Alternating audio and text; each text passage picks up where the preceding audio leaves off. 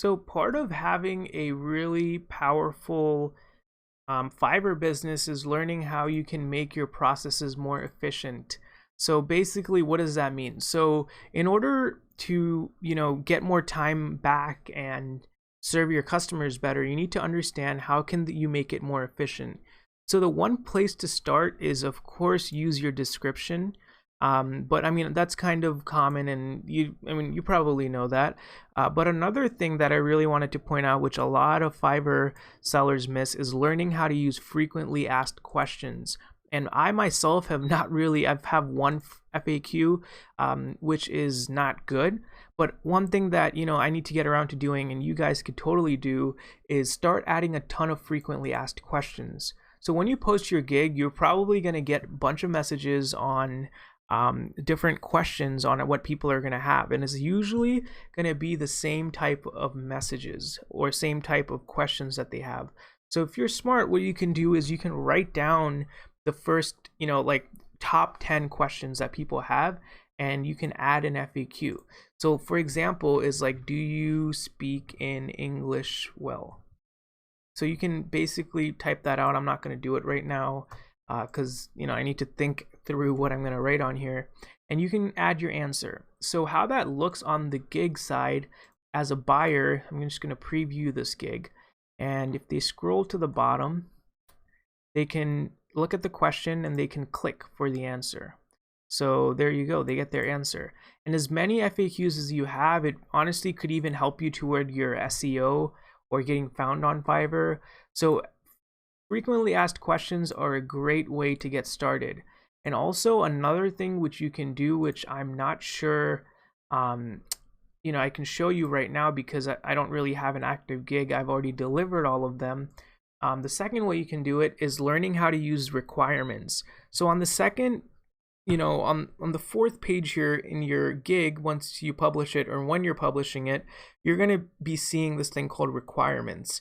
So in requirements, what you want to do is you want to ask for everything that you need to know. So if you're designing a business card, you're going to be like, what is the number you would like on your card? Or what is the,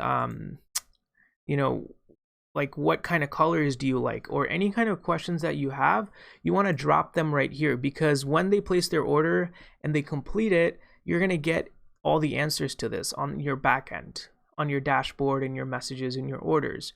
And then the third really smart way, which I would recommend, is learning how to use gig PDFs. So gig PDFs can be a great way for you to show off your portfolio.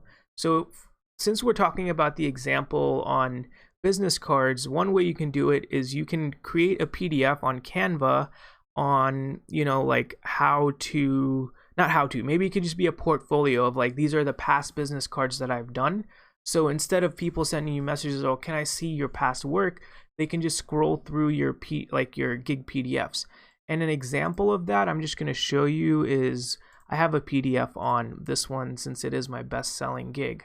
So as they scroll, you're only allowed to have 3 pictures on Fiverr.